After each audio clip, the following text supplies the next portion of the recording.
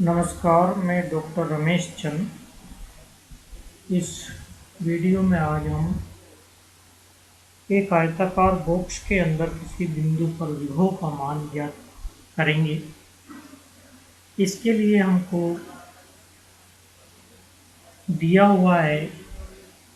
X Y Z axis के अनुदिश क्रमशः ए बी सी भुजाओं वाला आयताकार बॉक्स के जेड इजिकल टू सी फलक पर पोटेंशियल वी एक्स वाई है तथा अन्य सभी फलकों x equal to zero, Y equal to zero, Z is equal to zero, X equal to A और वाई इजिकल टू बी पर फाई का मान जीरो है। चूंकि rectangular box partition coordinate system में दिया हुआ है,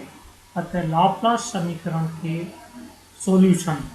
जो कि हमने पिछले वीडियो में सेपरेशन ऑफ वेरिएबल मेथड का इस्तेमाल करके ज्ञात किए थे, उनको मैं यहाँ वापस लिख रहा हूँ। अर्थात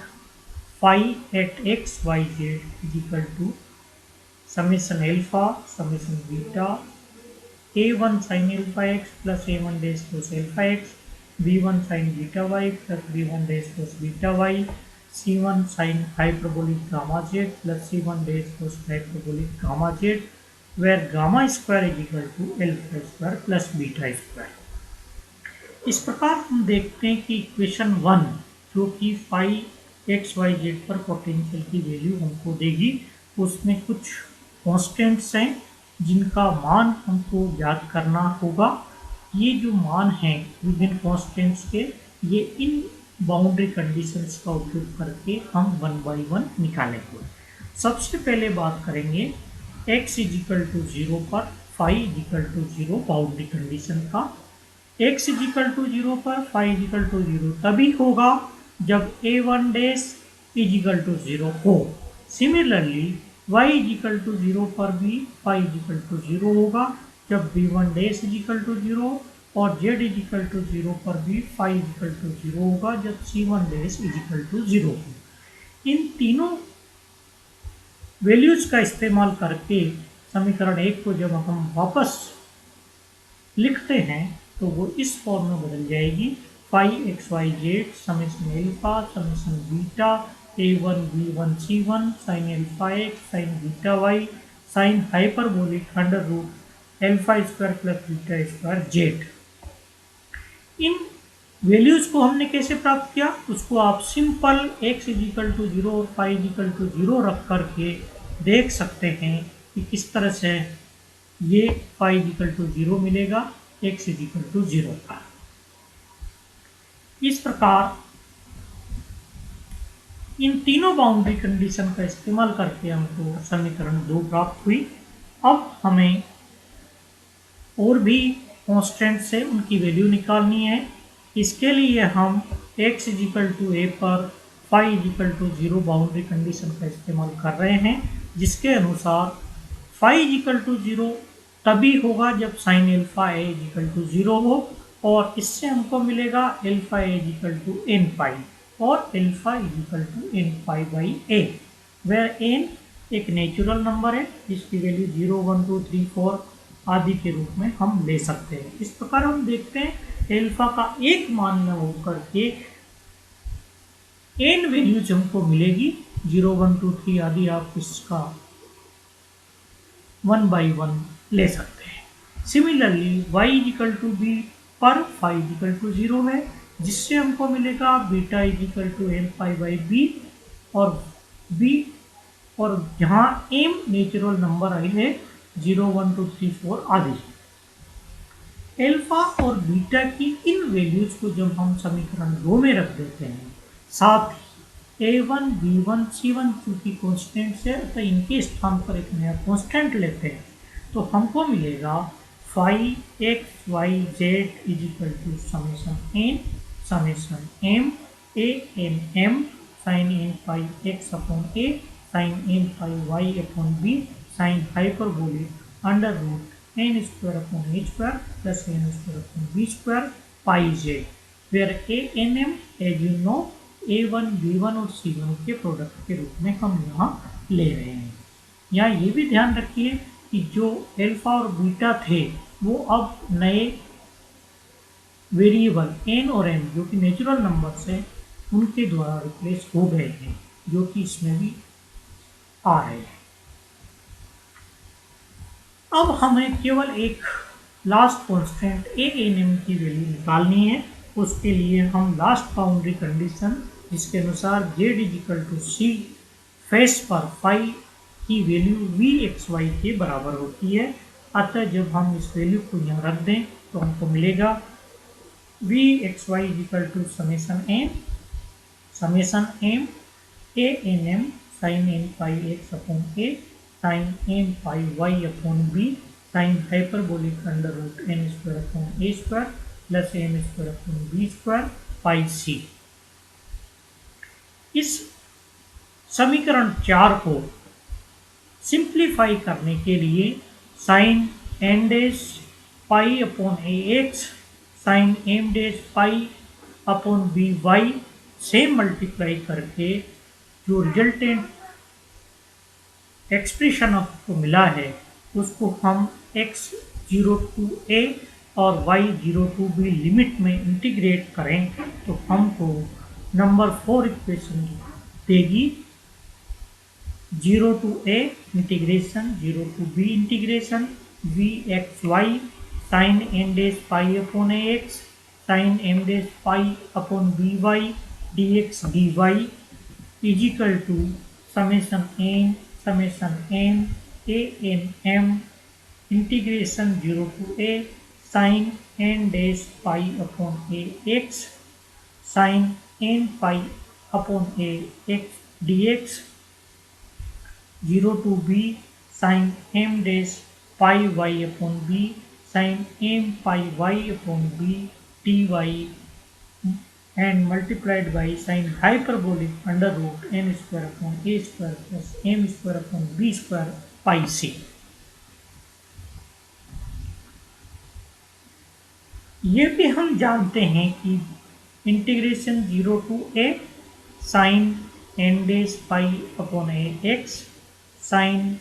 n pi upon a x dx is equal to प्राप्त होगा a/2 जब n dash is equal to 0 हो। इसमें आप जब n dash is equal to n रख देते हैं तो ये n पाई अपॉन x हो जाएगा, ये n पाई अपॉन x हो जाएगा। अतः ये sine square n pi a upon x हो जाएगा और इसको हम कोस 2 थीटा वाले जो फार्मूला है उसका इस्तेमाल करके जब इसका सॉल्यूशन करते हैं तो इसकी वैल्यू हमको मिलेगी a/2 के बराबर। जब n डैश n के बराबर नहीं होता है तो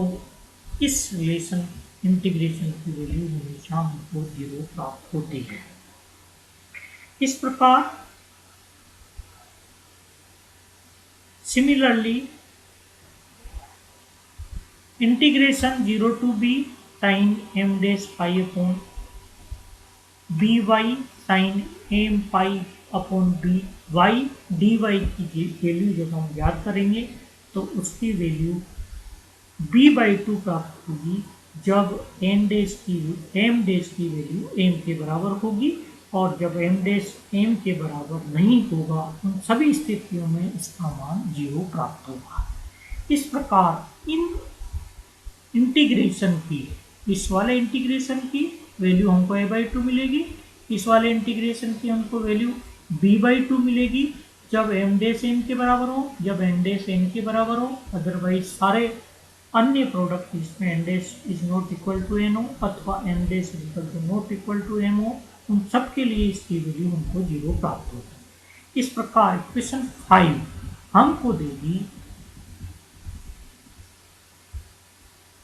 integration from 0 to a integration from 0 to b vxy sin n pi x upon a sin n pi y upon b dx dy is equal to a/m a/2 b/2 sin hyperbolic under root n square upon a square plus m square upon b square pi c। इस relation से हम constant a N m की value ज्ञात कर लेते हैं, जो इस प्रकार हमको प्राप्त होती है। A N M is equal to 4/AB sine hyperbolic under root X square under root N square upon A square plus M square upon B square pi C integration from 0 to a integration from 0 to b v y sin n pi x upon a sin n pi y upon b dx dy। इस A N N m की value equation 6 से जब हम equation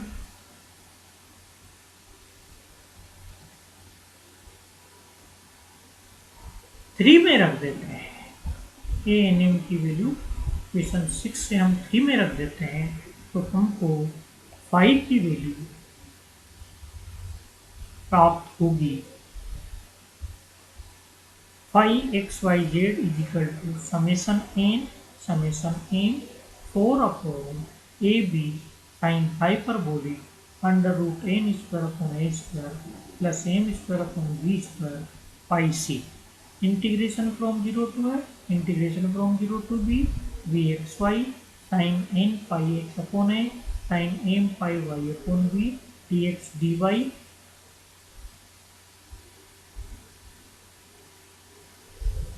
multiplied by sin n pi x upon a sin m pi y upon b sin hyperbolic under root n square upon a square plus m square upon b square pi Z के बराबर। एक special condition हम लेते हैं, अर्थात जब phi एक constant हो z is equal to c, अर्थात z is equal to c face पर पोटेंशियल V0 कांस्टेंट हो, V0 के बराबर हो, तो इस इक्वेशन में z इज इक्वल टू सी पर फाई एक्स वाई जेड को ज्ञात करने के लिए जो ए एन एम हमको मिलेगा वो मिलेगा 4/AB sine hyperbolic under root N square upon ए square plus M square B square pi C already है ही सही। इसमें वी एक्स वाई की जगह V0 रख देंगे तो ये बाहर आ जाएगा। उसी तरह से जब एन और एम के लिए इसको जब इंटीग्रेट आउट करेंगे तो ये हमको फाइनली देगा 16V0 upon N M pi square sine hyperbolic under root N square upon ए square plus B M square upon B square pi C. और फाई एक्स वाई जेड पर जब V0 का मान एक कॉन्स्टेंट वैल्यू के रूप में लें z इज इक्वल टू सी फलक पर, तो हमको फाई की वैल्यू प्राप्त होगी 16V0 upon pi square summation M 1/n sine N pi by A X sine M pi Y upon B sine hyperbolic under root N square upon A square plus M square upon B square pi Z divided by sine hyperbolic under root N square upon A square plus M square upon B square pi by C. इसी प्रकार से आप we x Y की विभिन्न values का इस्तेमाल करके उनके लिए भी फाई एक्स वाई जेड अर्थात रेक्टेंगुलर बॉक्स के अंदर किसी बिंदु पर पोटेंशियल की वैल्यू ज्ञात कर सकते हैं। इस पूरे एग्जाम्पल द्वारा हमने ये देखा कि किस तरह से लाप्लास समीकरण की सॉल्यूशन और उनके लिए बाउंड्री कंडीशंस का इस्तेमाल करके फाइनल सॉल्यूशन ज्ञात किए जा सकते हैं। आज का ये वीडियो मैं यहीं स्टॉप कर रहा हूँ। नमस्कार।